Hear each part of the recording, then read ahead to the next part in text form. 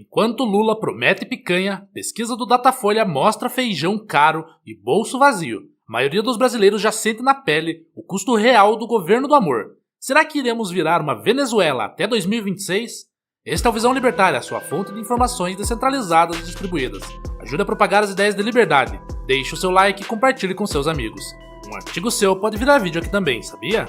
Este artigo foi sugerido por Jaiminho para presidente, escrito por Charlie Dalton, revisado por historiador libertário e narrado por Gordinho Caipira. O governo da empatia, do coraçãozinho com os dedos e da promessa de picanha vai de mal a pior.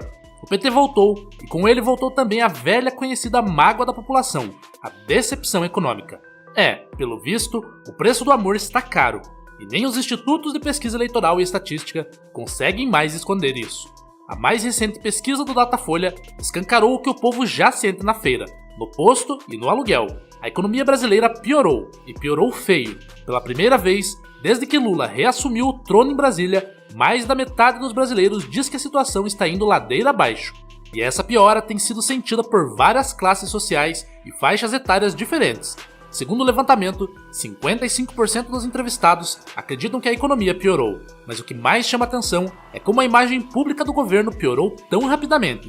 Em dezembro, eram 45%.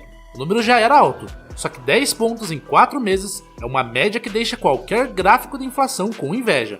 Tem mais, a parcela da população que achava que a situação ficou como estava caiu de 31% para 23%. Ou seja, até quem antes estava engolindo o discurso do governo popular, agora está despertando com o tapa da realidade no bolso. Não dá mais para fingir que está tudo bem, sendo que até o cafezinho está caro. E agora, faz o L?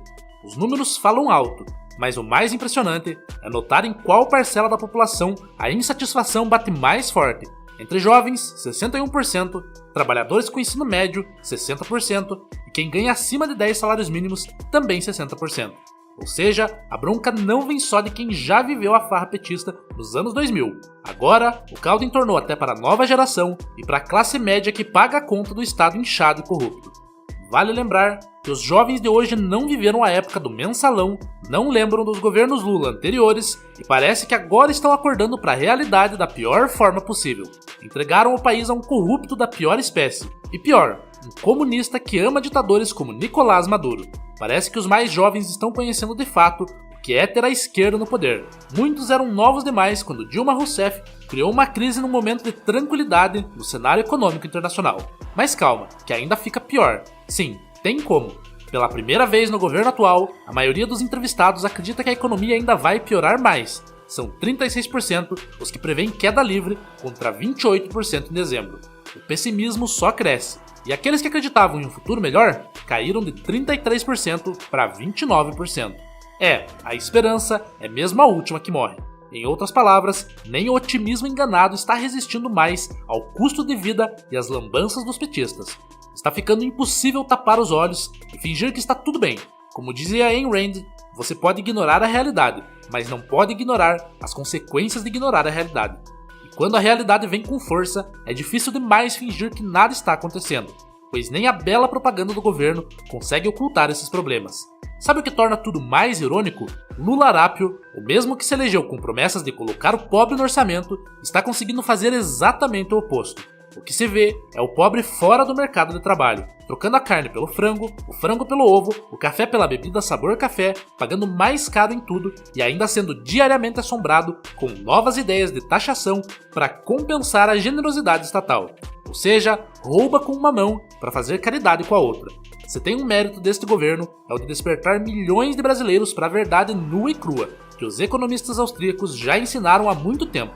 Não existe almoço grátis. Pois é, parece que os melhores governos para formarem novas levas de libertários e conservadores são os de esquerda. Eles nos alertam para verdades econômicas um tanto óbvias. Mas vamos ser justos e analisar números não de percepção, mas objetivos, e olhar para os dados de forma prática. Isto é, os dados oficiais que já são mascarados. A inflação oficial, IPCA, de fevereiro foi de 1,31%, segundo o IBGE, o maior patamar para esse mês desde 2003, ou seja, desde o governo Lula 1. Sim, 22 anos atrás. Estamos falando de fevereiro, o mês do carnaval, quando o brasileiro normalmente fecha os olhos para os preços, mas nem a cerveja e o confete disfarçaram a pancada. o IPCA de janeiro havia sido de apenas 0,16%, um salto de mais de 1 ponto percentual em apenas 30 dias. Isso não é economia, é montanha-russa de níveis soviéticos. Se até pouco tempo atrás esta era a situação dos nossos irmãos argentinos, agora o jogo virou. Ah, como é bom ter presidente! É realmente impressionante o estrago que esse desgoverno foi capaz de causar em tão pouco tempo. E aí, a cereja do bolo. Vamos olhar para o que mais pesa na vida e no bolso do pobre: a comida. A percepção da população é clara: alimentos, gasolina, contas básicas, tudo subindo. A prévia da inflação, IPCA 15, até desacelerou em março para 0,64%, mas ainda está longe de ser um alívio. Com a inflação acumulada ainda pressionando os salários e com o governo pedalando mais do que ciclista na Paulista, é difícil acreditar em qualquer promessa de alívio. O governo do amor ainda tem a coragem de dizer: se está caro, é só não comprar. Será mesmo? A culpa é do povo que está comendo demais? Chamar este governo fanfarrão de ladrão chega a ser um insulto aos ladrões, pois enquanto o ladrão pega o seu dinheiro e foge, o governo ainda te humilha dizendo que o culpado é você e continua te roubando pelos próximos anos. A última cartada para salvar a popularidade do governo é a proposta de isentar o imposto de renda para quem ganha até R$5.000, financiando a conta com uma taxação de até 10% sobre quem ganha mais de R$600.000 por ano. Evidentemente, isenção tributária é sempre bom, mas qual será o resultado dessa política populista? Será que quem ganha mais de 600 mil por ano vai simplesmente aceitar a medida, ou é mais provável levar para outro país o seu dinheiro, sua empresa e seus empregos? Não se engane, tudo isso tem consequência, pois os empreendedores que geram riqueza real e empregam milhões de trabalhadores em todo o país ficarão mais pobres e terão menos dinheiro para investir em seus negócios. A lógica é simples: o Estado brasileiro está sempre faminto. Quando ele encontra um pretexto moralista, vamos taxar os ricos, o objetivo não é justiça, é arrecadação. Mas os ricos de fato já têm como proteger seu patrimônio ou mudar de país. Quem paga mesmo a conta é o empresário médio, o investidor local, o profissional liberal. E a maioria dessas pessoas luta para ter uma vida melhor com trabalho honesto. Esses são os primeiros a sentir o baque de qualquer medida populista. E vamos lembrar que, embora pintados como vilões, são os empresários que geram empregos e produzem bens e serviços. Ah, mas se a classe operária tudo produz, a ela tudo pertence, diz seu sobrinho socialista, que está no primeiro ano de economia na USP, um filhinho de um desembargador que ganha dezenas de milhares de reais. E quem é que investiu e montou a fábrica, a padaria, o hotel, onde o trabalhador ganha o seu salário? O que leva ao próximo assunto da pesquisa, que é a percepção das finanças pessoais. Em dezembro, 27% dos entrevistados diziam que sua situação piorou. Em abril, já são 34%. De novo, um salto considerável. Os mais afetados: desempregados, 47%, empresários, 43% e estudantes, 37%. Nada como um governo popular para castigar justamente quem tenta produzir, empreender ou se preparar para o futuro. Foi assim em Cuba, na Venezuela e não será diferente num governo socialista que compactua com ditaduras comunistas. Mas e os funcionários públicos? Como é que está a situação para quem trabalha para o governo? Só 26% perceberam piora. Claro, né? Com a estabilidade garantida, reajustes automáticos e pouca exposição ao risco da economia real, esse grupo segue flanando na bolha estatal, bancada, aliás, por todos os outros que estão vendo a vida financeira afundar. Essa diferença de percepção revela o verdadeiro apartheid econômico no Brasil. O Brasil de quem sustenta e o Brasil de quem é sustentado. Não é à toa que é o grupo que mais defende o governo e o aumento da máquina estatal. Quem é que iria querer perder seu carguinho? Os aspones sempre serão favoráveis ao Estado inchado. O poder de compra também vai pelo ralo. Segundo o Datafolha, 37% dos brasileiros acham que sua capacidade de consumo vai diminuir ainda mais nos próximos meses.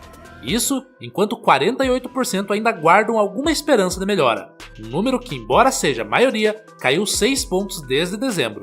Um sinal claro de que o otimismo está sendo corroído pela realidade. Será que desta vez o gigante acordou? É impossível não enxergar o padrão. Só não vê quem não quer. O Brasil, sob Lula e o PT, volta a repetir a fórmula falida. Gasta-se demais, taxa-se cada vez mais e quando a conta não fecha, culpa-se o mercado, o imperialismo, a herança maldita, o povo que está comprando demais, o Bozo. O script é velho, mas continua sendo encenado com pompa e tapinhas nas costas no Congresso. O que eles querem mesmo é uma população de dependentes. É mais fácil para controlar e ludibriar. Lula sabe que quanto mais miserável é a pessoa, mais ela acredita em fantasias e em propagandas enganosas e irreais. Afinal, sem os dependentes do Estado, o PT não terá eleitores significativos, sobrando apenas os criminosos. A realidade é cruel sob o governo petista. Supermercados lotados de gente olhando os preços e levando menos. Até o ovo está caro. Azeite e café se tornaram artigos de luxo. Postos cheios de motoristas desesperados por uma promoção de 10 centavos no litro. E jovens cada vez mais frustrados ao perceberem que o diploma não vale nada, quando o país lhes oferece um mercado engessado e um Estado que suga tudo antes mesmo do primeiro salário, que aliás já vem com um descontão de INSS e imposto de renda. O problema não é só econômico, é moral, estrutural, ideológico. Um governo que criminaliza o lucro, demoniza o empresário e ainda se vê como salvador da pátria, está fadado a destruir tudo que toca. O Datafolha só está capturando o que já era previsível, que o projeto lulista de economia com afeto resulta invariavelmente em bolso vazio e frustração generalizada. Agora já não há mais como esconder, e até os institutos de pesquisa e a grande mídia estão pulando fora deste barco furado. Quer um país mais justo e próspero? Siga o exemplo de Milei. Comece por reduzir o tamanho do leviatã estatal, corte privilégios, facilite o empreendedorismo, abra o mercado e tire o Estado das costas de quem produz. Mas pedir isso para Lula é como esperar que o escorpião não pique o sapo no meio do rio. É da natureza dele. Mas você, cidadão, proteja seu patrimônio, compre Bitcoin e, na medida do possível, evite colaborar com o Estado, tanto quanto puder e estiver ao seu alcance. Os brasileiros merecem mais do que promessas requentadas e discursos emocionados. Merecem liberdade econômica, responsabilidade fiscal e respeito a quem trabalha e produz. E, sobretudo, merecemos sair da mão de políticos que brincam com nossos bolsos e nossas vidas em nome de narrativas ideológicas. Mas enquanto isso não acontece, prepare-se. O Datafolha do próximo trimestre vai trazer ainda mais más notícias. Obrigado pela audiência. Este é um canal colaborativo. Participe você também. Cadastre-se agora mesmo no nosso site visãolibertaria.com e envie os seus artigos por lá. Os colaboradores recebem recompensas em Bitcoin. Inscreva-se no canal e clique no botão da campainha para ser avisado de novos vídeos. Até a próxima!